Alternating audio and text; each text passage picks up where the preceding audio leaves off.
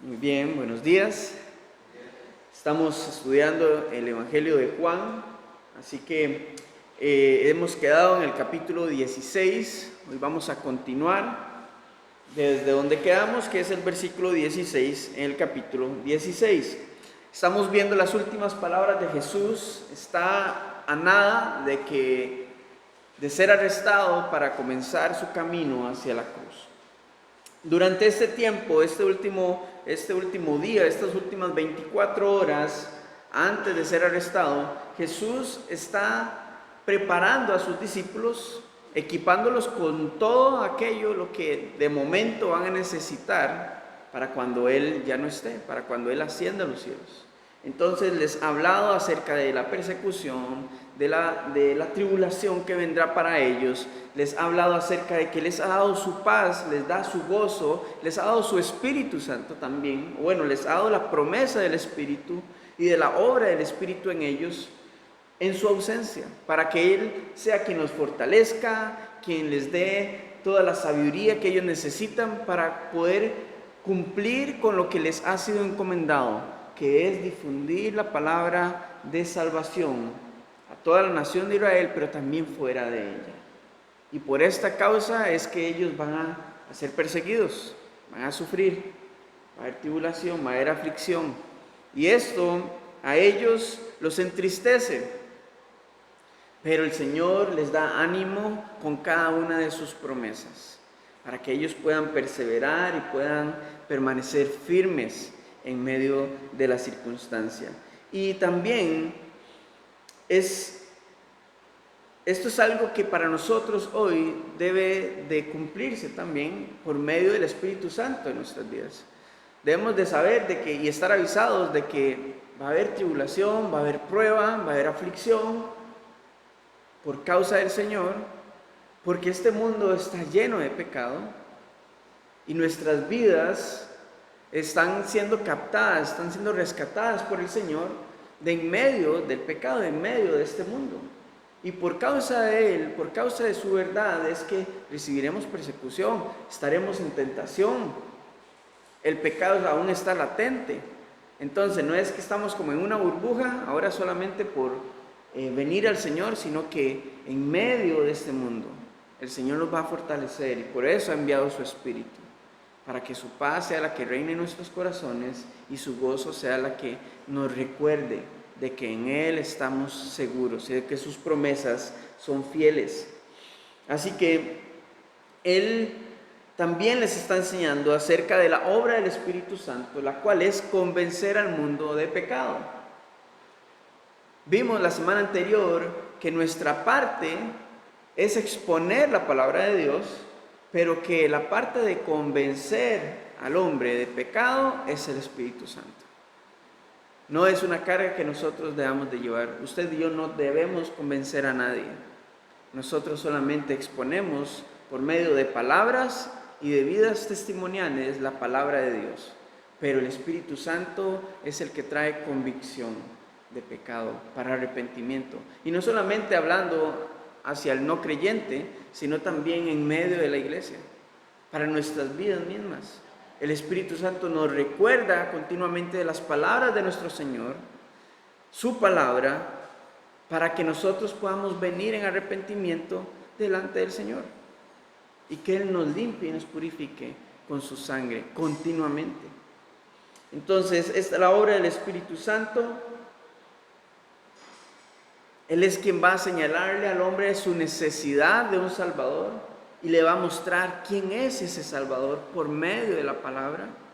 Así que de nuevo, nuestra parte es solamente presentarla. Ahora, Jesús va a continuar su sermón, la última parte de su sermón y su enseñanza a sus discípulos, y con esto va a terminar su escuela de discipulado.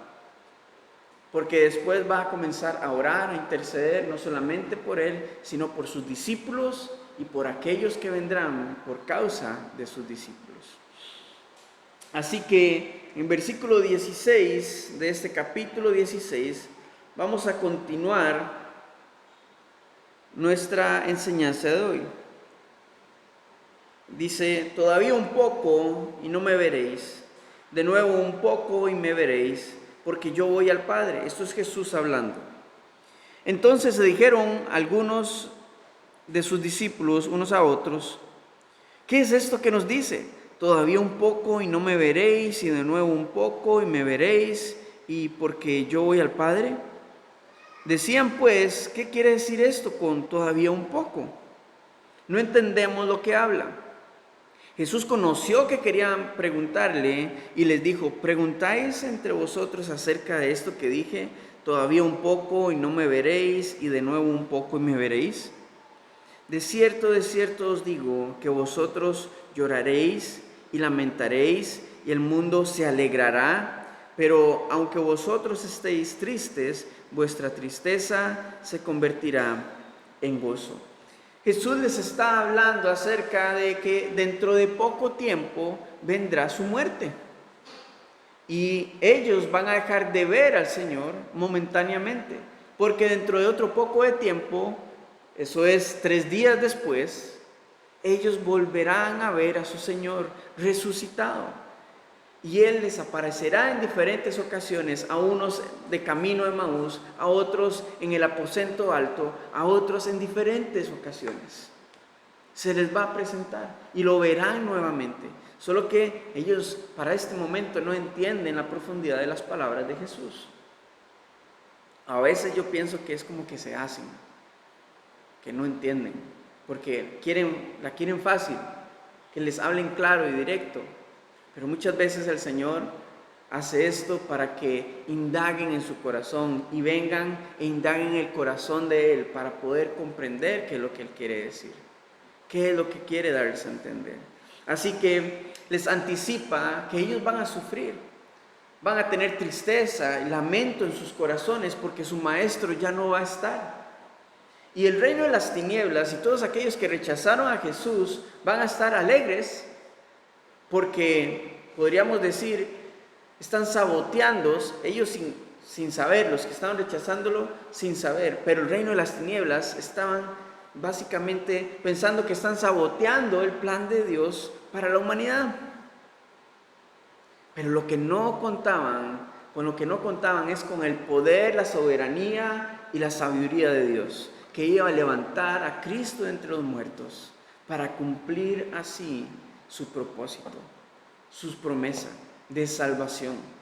Y entonces aquello que había llenado de tristeza sus corazones, ahora va a traer alegría y gozo, y ese gozo nadie lo podrá quitar. Los papeles van a cambiar, porque entonces ya la tristeza que había en los corazones de sus discípulos ya no estará, y esa tristeza se va a convertir en gozo por 2 cosas: porque verán nuevamente a su Maestro, pero también por lo que significa el que Cristo haya resucitado. Una esperanza viva, fiel, de que van a tener salvación y vida eterna. Y ese gozo nadie lo puede quitar. Podrás estar triste, almáticamente hablando, emocionalmente hablando, pero el gozo de tu salvación nadie lo podrá quitar. Continúa en versículo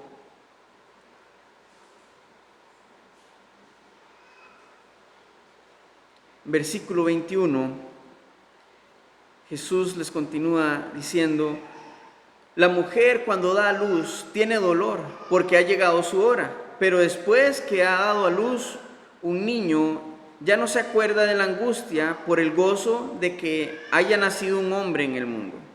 También vosotros ahora tenéis tristeza, pero os volveré a ver y se gozará vuestro corazón y nadie os quitará vuestro gozo. En aquel día no me preguntaréis nada.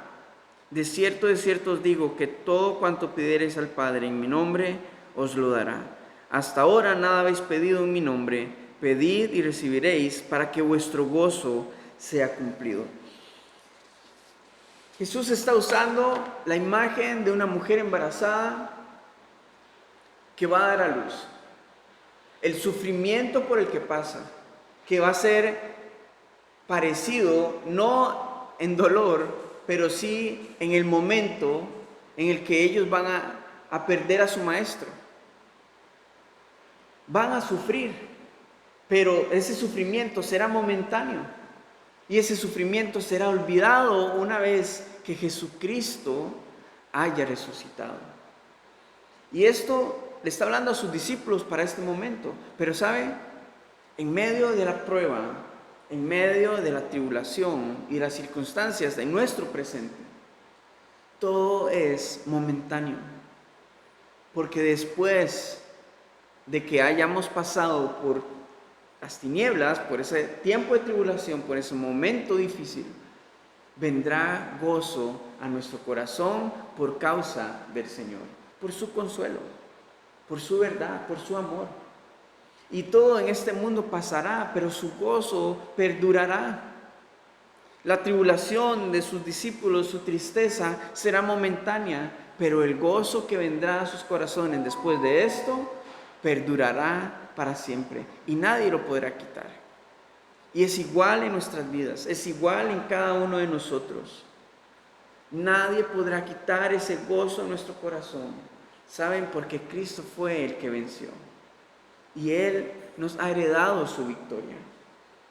Y entonces ahora, guiados por el Espíritu Santo, Jesús les está diciendo, ya no van a venir a mí, sino que ahora van a ir al Padre y van a pedir en mi nombre.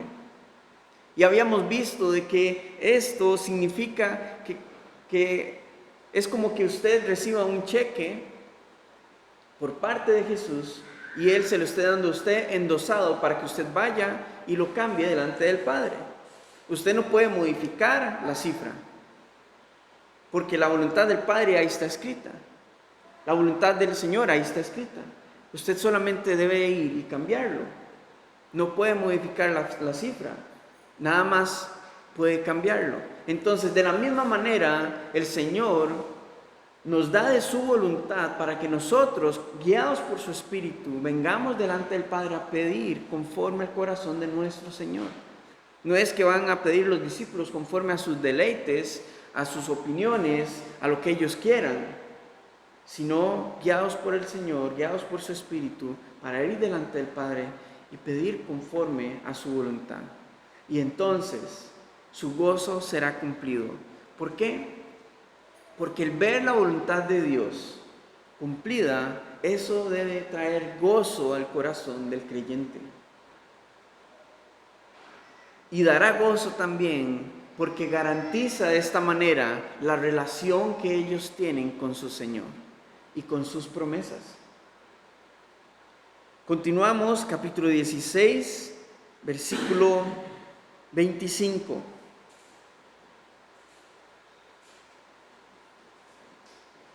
Dice, estas cosas os he hablado en alegorías.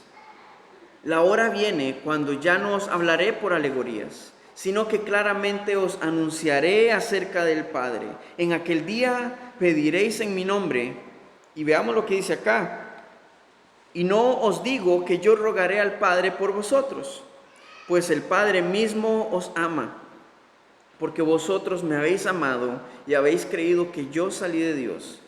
Salí del Padre y he venido al mundo. Otra vez dejo el mundo y voy al Padre.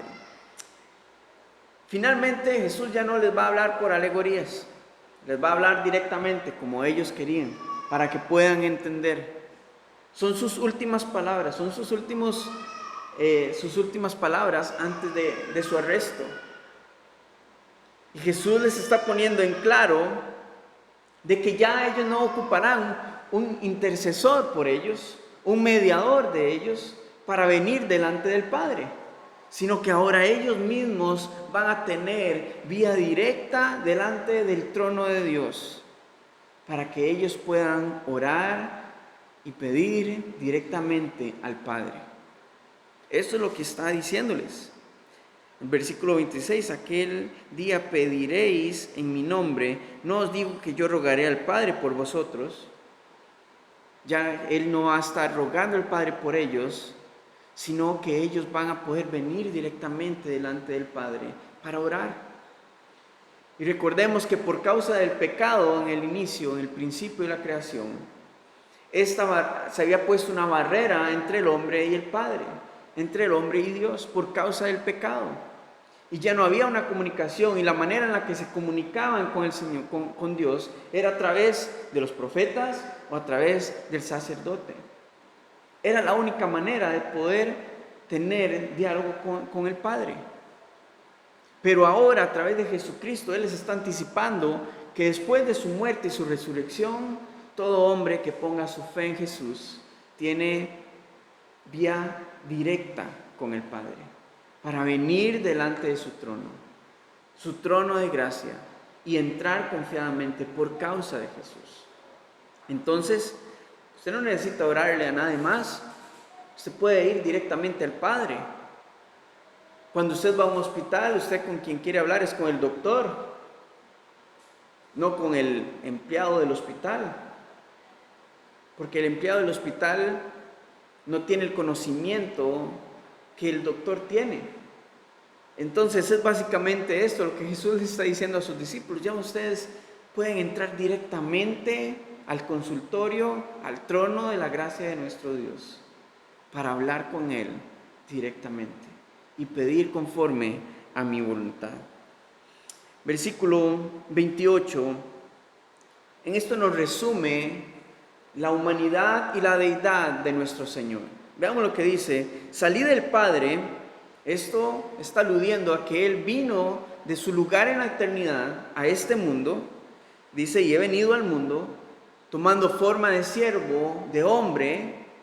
Y después dice: ahora otra vez dejo el mundo por medio de su resurrección y de su ascensión al cielo.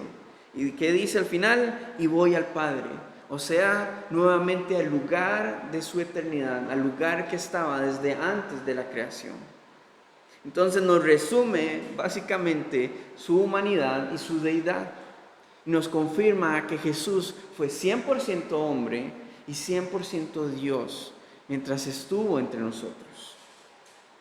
Versículo 29 dice: le dijeron sus discípulos: he aquí ahora hablas claramente y ninguna alegoría dices. Ahora entendemos que sabes todas las cosas y no necesitas que nadie te pregunte. Por esto creemos que has salido de Dios. Y Jesús le responde: ¿ahora creéis? He aquí la hora viene, y ha venido ya, en que seréis esparcidos cada uno por su lado, y me dejaréis solo. Mas no estoy solo, porque el Padre está conmigo. Estas cosas os he hablado para que en mí tengáis paz. En el mundo tendréis aflicción, pero confiad, yo he vencido al mundo. Estas cosas están a punto de suceder.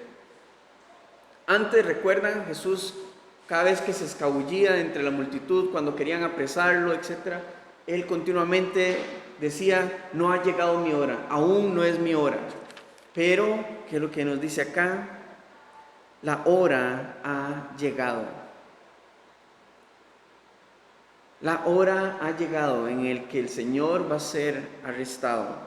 Y cuando les dice: esta hora ha llegado en que seréis esparcidos cada uno por su lado, es que porque probablemente la multitud ya venía de camino a encontrarse con Él y con ellos. Y ellos van a huir temerosos por lo que pueda pasarles. Algunos se van a refugiar en el aposento alto, en donde tuvieron la última cena, y ahí se quedarán hasta que el Señor resucite.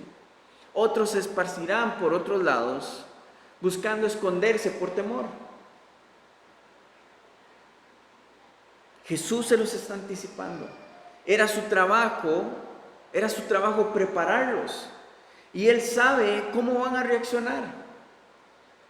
Pero a pesar de cómo reaccionen ellos, Él no va a cambiar. El Padre no va a cambiar. Por eso les dice: me dejaréis solo, en versículo 32, mas no estoy solo, porque el Padre está conmigo. El hecho de que usted reaccione como vaya a reaccionar delante de la tribulación, de la circunstancia, de la opresión, eso no quiere decir que Él vaya a cambiar. Él va a continuar con su propósito. Él sabe cómo vamos a reaccionar. Y por eso es que una y otra vez les ha dicho, les dejo mi paz, mi gozo, mi espíritu, otro consolador de mi misma naturaleza que los va a fortalecer. Porque Él sabe que cada uno de nosotros lo necesitamos. Porque en nuestra sabiduría, en nuestro entendimiento, vamos a tener reacciones que no van a ir conforme a lo que dice la palabra de Dios. En miedo, en temor, en duda. Pero para eso Él nos dice en su palabra que nos ha dado de su gozo, de su paz, y su Espíritu Santo es el que nos convencerá continuamente de su verdad. Para alentarnos, fortalecernos, para que permanezcamos firmes.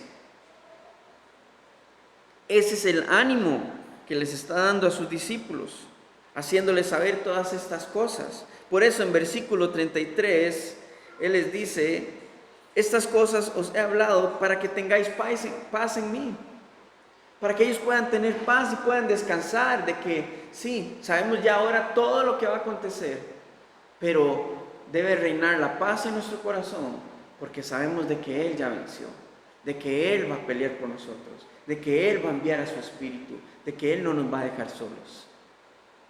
Y esto mismo, hermanos, aplíquelo para su vida. Estas cosas el Señor nos las dejó en su palabra para que comprendamos y sepamos de que vamos a tener tribulación, vamos a tener luchas con nuestra carne, con la tentación, con el pecado. Pero ¿qué dice el final del versículo? En el mundo tendréis aflicción, porque lo tendrán, es una garantía. Pero confiad, yo he vencido al mundo. Entonces, en medio del temor, de nuestra lucha diaria y frustración muchas veces en contra del pecado, confiemos en el Señor, porque Él ya venció. Él ya venció sobre la muerte, sobre el pecado, sobre la tentación. Entonces, si Él ya venció, ¿por qué no venir delante de Él y decir: Señor, danos de tu victoria? Confiamos en que tú eres quien puede hacer la obra en nuestras vidas. Confiamos de que tú eres el único que puede consolar nuestros corazones en medio de esta circunstancia, en medio de esta tormenta. Porque Él ya venció, Él tiene la victoria. Y su victoria nos la ha heredado a cada uno de nosotros que ponemos nuestra fe en Jesucristo. ¿Sabe? Y esto probablemente se los está diciendo a sus discípulos casi que al pie del jardín o el huerto del Getsemaní, en donde Él va a ser entregado, en donde esta multitud liderada por Judas Iscariote viene de camino con sus antorchas y con quién sabe cuánta gente para apresar a Jesús. Y estas son sus últimas palabras. Aquí termina su escuela para sus discípulos. Ahora ellos tienen todo lo que necesitan para iniciar con el propósito que les ha sido encomendado. Ellos son los que van a ser utilizados como los pilares para que Jesús construya su iglesia en el Nuevo Testamento. Así que temerosos, alertados y todo lo demás, confundidos a veces por las palabras de Jesús, ellos están listos. Están avisados y preparados. Y ahora Jesús va a terminar este momento con ellos en oración. Él va a comenzar en oración por sí mismo, por sus discípulos y por los que vendrán más adelante. Versículo 17, vamos a comenzar a leer. Versículo 1. Dice: estas cosas habló Jesús y levantó los ojos al cielo y dijo: Padre, la hora ha llegado. Glorifica a tu Hijo, para que también tu Hijo te glorifique a ti. Como le has dado potestad sobre toda carne, para que dé vida eterna a todos los que le diste. Y esta es la vida eterna, que te conozcan a ti, el único Dios verdadero, y a Jesucristo a quien has enviado. Yo te he glorificado en la tierra, he acabado la obra que me diste que hiciese. Ahora pues, Padre, glorifícame, tú al lado tuyo, con aquella gloria que tuve contigo antes que el mundo fuese. ¿Ven cómo insiste Jesús en su eternidad. Él está hablando acá de esa gloria que Él tuvo en su preexistencia divina, antes de que fuese este mundo. Él está intercediendo por sí mismo. No sé, pero si los discípulos querían aprender a orar, este es el momento. En Mateo tenemos la oración del Padre Nuestro, pero esto era un modelo de cómo ellos podían orar. Pero lo que tenemos acá es la práctica, es la aplicación de cómo debería orar cada creyente. Y lo estamos viendo en el corazón de Jesús. Esta es la esencia del Hijo hablando directamente con el Padre. Y de las oraciones que tenemos registradas en la Escritura, esta es la oración más larga de Jesús. Y es para interceder por sus discípulos, y ahorita más adelante vamos a darnos cuenta, es para interceder por cada uno de nosotros. Entonces, si los discípulos querían aprender a orar, este es el momento. Están viendo al Padre hablando con el Hijo.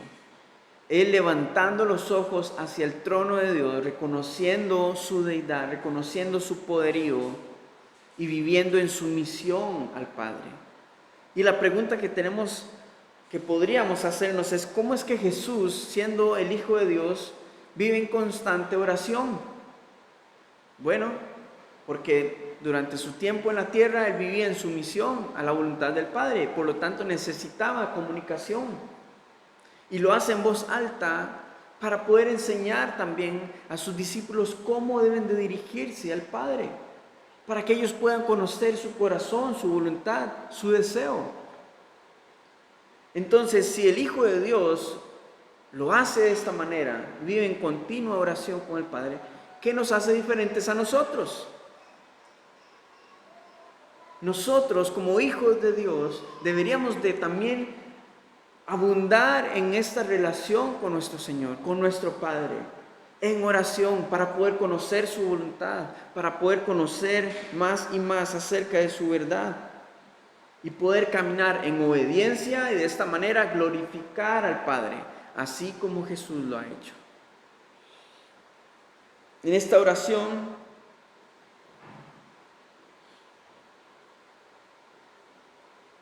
Jesús está insistiendo en la glorificación, porque Él sabe que si Él muere y resucita y regresa al Padre, de esta manera glorifica al Padre. No solamente Él, sino al Padre, porque quiere decir o significaría que se están cumpliendo las promesas y las profecías acerca del Salvador que Dios enviaría a este mundo. Y de esta manera el Padre entonces sería glorificado a través del Hijo.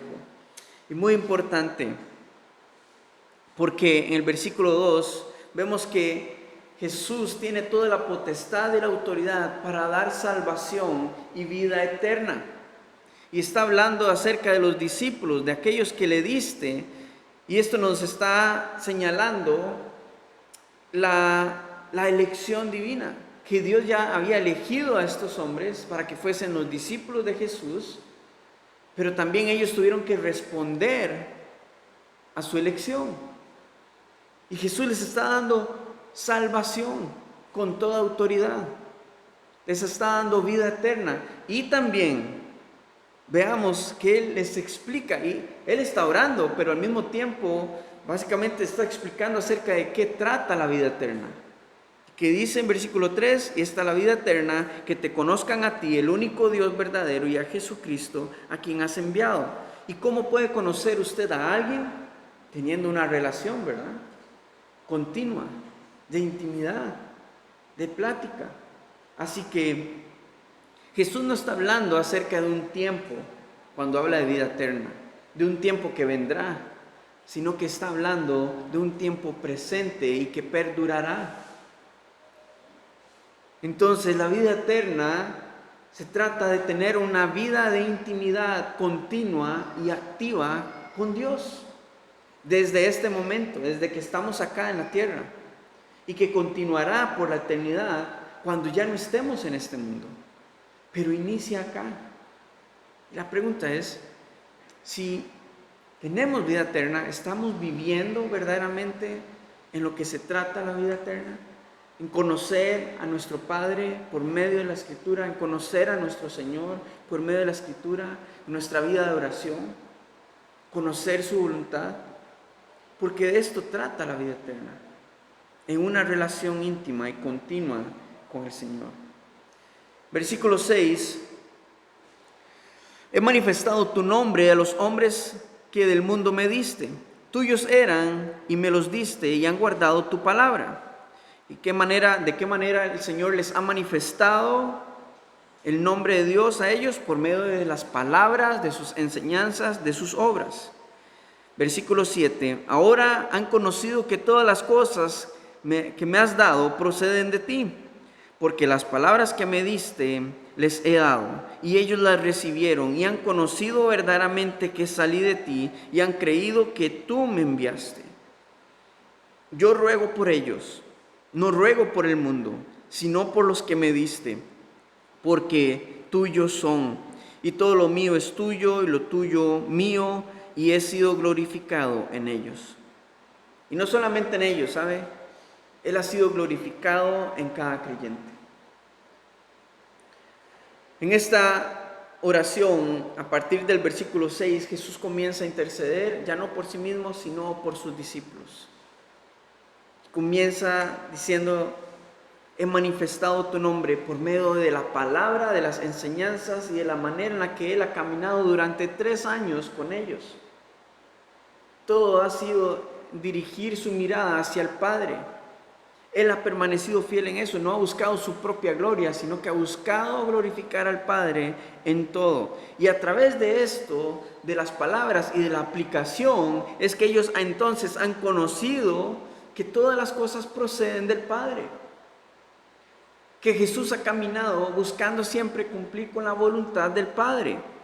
Porque las palabras que me diste, dice en versículo 8, les he dado, aunque no todas las entendieron, ¿verdad?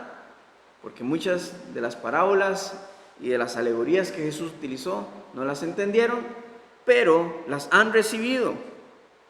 Y por medio de esta relación con Jesús, entonces es que han conocido que verdaderamente Él salió de Dios. Que Él, su origen es divino, no humano, sino que han conocido su origen divino. Y por eso es que han creído en Él. Y ahora comienza a rogar Jesús por sus discípulos, diciéndoles: yo ruego por ellos, no por el mundo, sino por los que me diste, porque son tuyos. Y en esto Jesús, vamos a ver cómo Él nos saca del mundo para salvarnos y volvernos a colocar en medio de este mundo, para que actuemos como luces en medio de las tinieblas. En versículo 11, Él continúa orando diciendo: y ya no estoy en el mundo, mas estos están en el mundo, y yo voy a ti, Padre Santo, a los que me has dado, guárdalos en tu nombre, para que sean uno, así como nosotros. Cuando estaba con ellos en el mundo, yo los guardaba en tu nombre. A los que me diste, yo los guardé, y ninguno de ellos se perdió, sino el hijo de perdición, para que la escritura se cumpliese. Pero ahora voy a ti, y hablo esto en el mundo, para que tengan mi gozo cumplido en sí mismos. Yo les he dado tu palabra, y el mundo los aborreció, porque no son del mundo, como tampoco yo no soy del mundo. Vemos que Jesús Él está orando como si todo estuviese ya sucediendo, como si ya todo hubiese pasado, como si Él ya hubiese sido crucificado. Por eso dice: ya no estoy en el mundo, mas ellos están en el mundo. Y de nuevo, Jesús está intercediendo no por esta tierra, sino por cada uno de sus hijos, cada uno de sus seguidores, por cada uno de sus discípulos. Porque Él los ha guardado como el buen pastor. Los ha enseñado, los ha alimentado, los ha protegido, los ha exhortado. Pero todo con el fin de que puedan conocer el corazón del Padre y de prepararlos para lo que viene más adelante. Y esto debemos de verlo también en nuestras vidas. Lo que el Señor esté trabajando en nuestras vidas hoy es para que usted pueda ser utilizado el día de mañana para su gloria. Por eso es que el Señor está intercediendo y que Él los ha guardado, los ha salvado, porque van a estar en medio de este mundo y sabe que van a ser perseguidos, van a ser perturbados. Pero solamente el carácter del Padre en su poder, en su soberanía, es quien los va a poder guardar, los va a poder proteger y los va a poder mantener en unidad por medio de su Espíritu, en una misma fe, en un mismo sentir, en un mismo servicio, una misma devoción. Solamente Él los podrá guardar. Y esta fue así su voluntad. Jesús les ha ejemplificado con su propia vida cómo es que pueden mantenerse en unidad, cómo pueden continuar adorando y exaltando al Padre, siguiendo su voluntad. Recordemos, porque Jesús le está diciendo al Padre, así que ellos lo han amado, así como el Hijo ha amado al Padre. Y recordemos que el amor hacia el Señor se traduce en obediencia. Es la manera en la que Él es el idioma del amor para nuestro Señor, nuestra obediencia a sus palabras. Entonces Jesús los ha equipado ahora con todo, los ha extraído del mundo para salvarlos, limpiarlos, para volver a ponerlos ahí con el fin de que cumplan el propósito al cual han sido llamados. Versículo 15 dice: no ruego que los quites del mundo, ¿ven?, sino que los guardes del mal. No son del mundo, como tampoco yo soy del mundo. Santifícalos en tu verdad, tu palabra es verdad. Como tú me enviaste al mundo, así yo los he enviado al mundo. Y por ellos yo me santifico a mí mismo, para que también ellos sean santificados en la verdad. Cada persona que ha puesto su fe en Jesucristo ha nacido de nuevo. El viejo hombre, plagado de los vicios, del pecado, de las concupiscencias del pecado de este mundo, ya no está. Usted ha sido renovado, ha nacido de nuevo en el Espíritu. Básicamente usted está en medio de este lodo cenagoso del mundo y el Señor lo ha sacado de él para santificarlo. ¿Y qué significa santificarlo? ¿De que usted sea santo? No, de que usted es apartado. Eso es lo que quiere decir la palabra santificarlo, que ha sido apartado por parte de Dios para su servicio. Y eso es lo que Él ha hecho con cada creyente.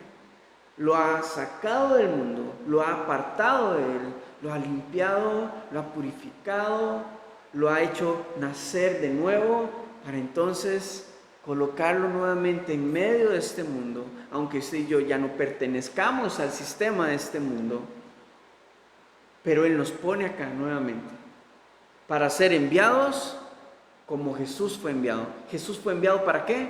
Para salvar, para mostrar el amor de Dios de una manera ya no verbal, sino a través de su vida. Ahora, no es que usted y yo salvemos, pero sí podemos llevar a nuestros hermanos y a otras personas hacia aquel que sí salva.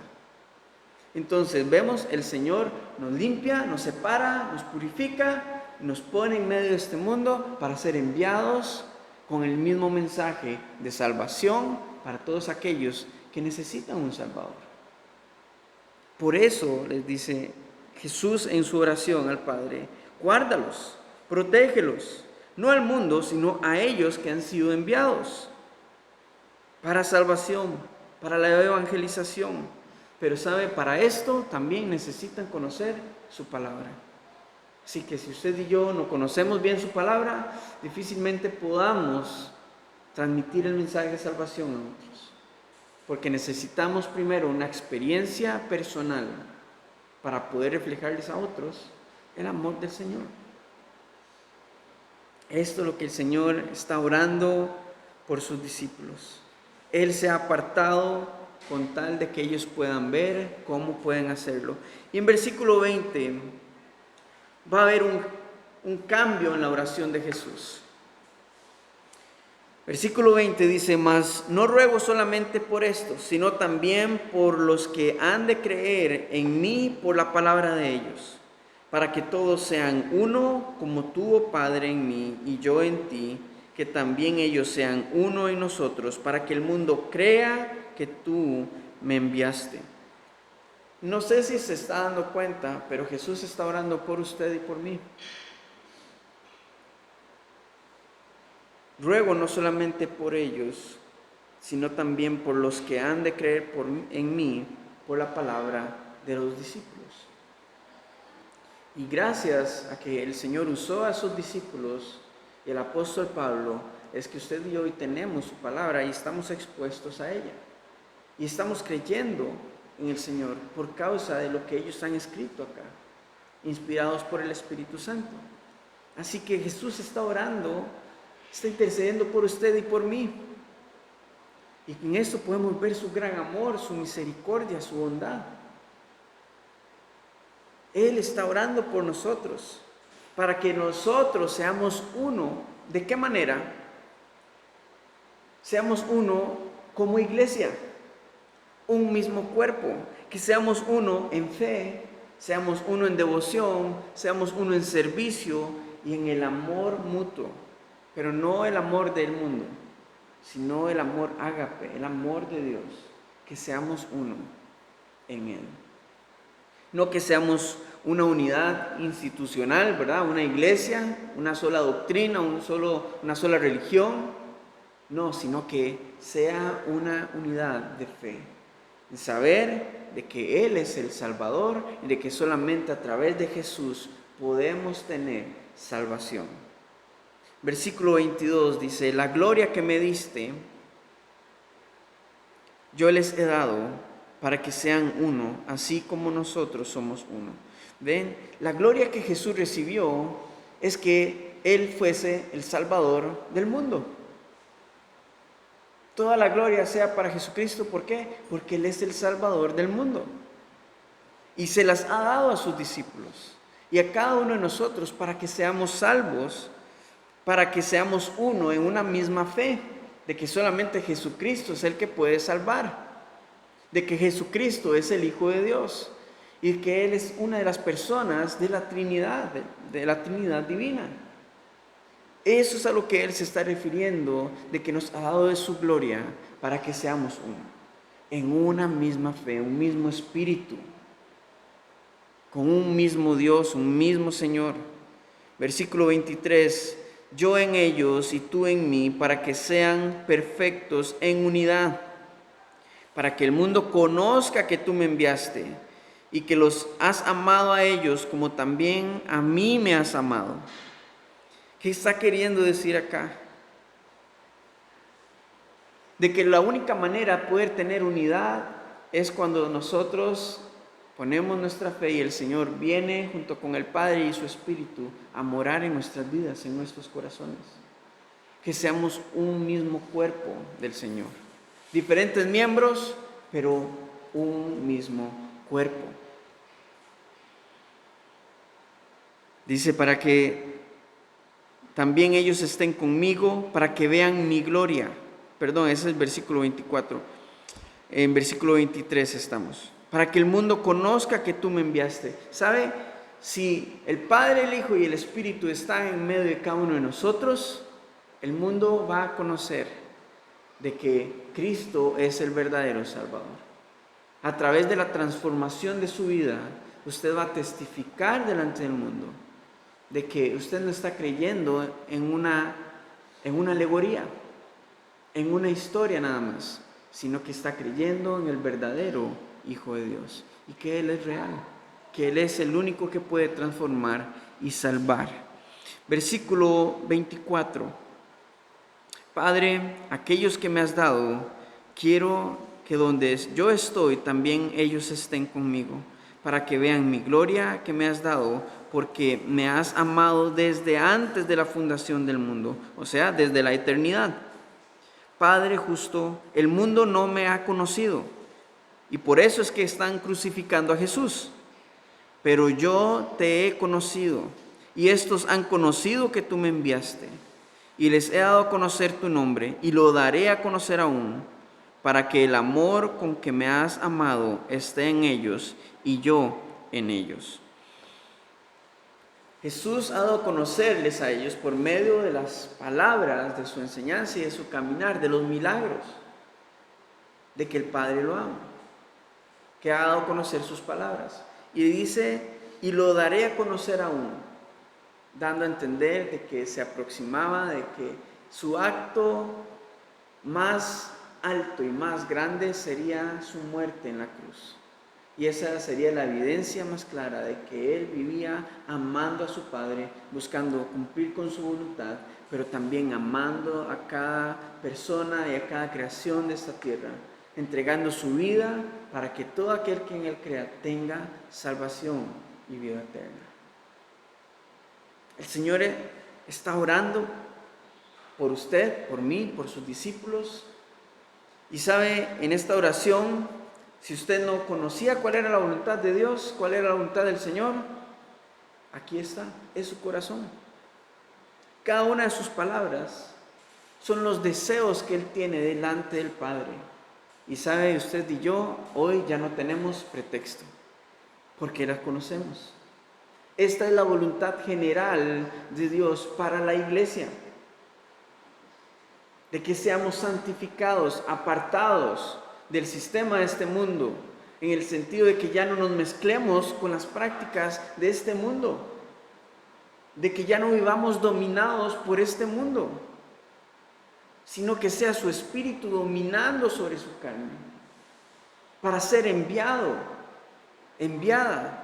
a ser el testimonio vivo de que Jesucristo es real, de su amor y de que Él habita en medio de su iglesia, de su pueblo. Esta es la voluntad del Padre, esta es la voluntad del Hijo. Entonces, ahora que ya sabemos y conocemos la voluntad del Señor, vamos, caminemos bajo ese propósito y busquemos cumplir completamente su voluntad.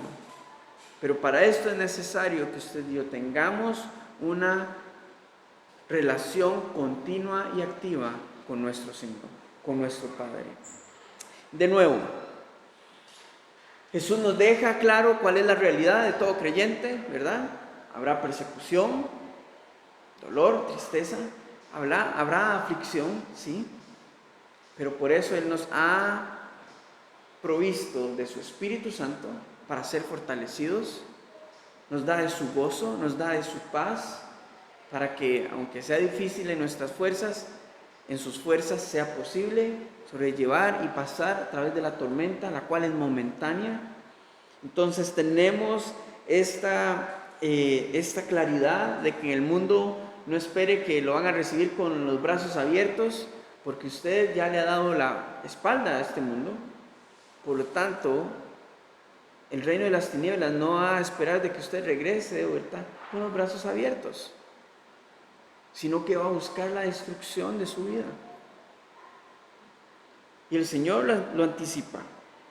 Así que ya estamos avisados y tenemos también la garantía de su Espíritu Santo, de su presencia con nosotros. Así que al estar avisados de esta realidad, debemos de vivir con tranquilidad, en paz, en gozo.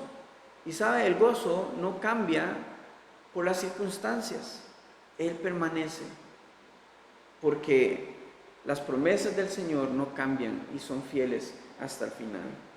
Y por último, Jesús ya se ha glorificado. Hemos visto que las palabras de la oración de Jesús han sido respondidas porque Él murió, resucitó, ha sido glorificado, Él guardó a sus discípulos hasta el final. Y ahora nos toca a nosotros continuar escribiendo la historia, evangelizando a este mundo, proclamando su verdad y su evangelio a toda nación, a toda persona. Y esta oración sigue siendo la voluntad del Señor para su iglesia, el de vivir en unidad, en la fe, vivir en unidad con un mismo espíritu, sabiendo que Cristo es el que debe de reinar en el trono de nuestro corazón, de su iglesia y de toda obra que Él nos guíe a hacer. Hermanos, esto es un ánimo para saber que las palabras de Jesús estaban direccionadas también en nosotros, en el día de hoy. El Señor ha orado por usted y por mí. Y ahora nos toca a nosotros caminar en unidad y responder como cuerpo de Cristo, como la iglesia, a su voluntad. Así que mi ánimo es que le permita al Señor cumplir su propósito en usted. Permítaselo. Porque todo en este mundo pasa, pero su verdad y su palabra es eterna. Él no pasará. Confiad. Él ya venció por usted. Y aunque usted se sienta que es débil, Él lo fortalecerá. Pero todo con el propósito de que pueda cumplir su misión en este mundo, conforme a su voluntad. Amén. Señor, yo te doy gracias por tu palabra. Gracias, Señor, por tu oración por cada uno de nosotros, por tu intercesión. Señor, y estamos a las puertas de comenzar a estudiar tu crucifixión y todo lo que esto representa, pero es un ánimo para nosotros saber de que antes de que esto sucediera, tú ya habías equipado con lo suficiente a tus discípulos, así como nos has equipado a cada uno de nosotros hoy para afrontar la prueba y la circunstancia que usarás para formar nuestras vidas, para formar nuestra fe y ser usados para tu gloria el día de mañana. Aquieta nuestra alma, aquieta nuestro corazón con tu paz, con tu gozo, con tu espíritu, Señor. Y ayúdanos a permanecer firmes, fieles y poder resistir ante las acechanzas de este mundo, en medio de nuestro caminar de fe. Ayúdanos a no desviarnos hacia ningún otro lugar y seguir perseverando en tu verdad. Guárdanos, Padre, bajo tu nombre, tu poder, tu soberanía. Te damos toda la honra y la gloria a ti. En el nombre de Jesús oramos. Amén y amén.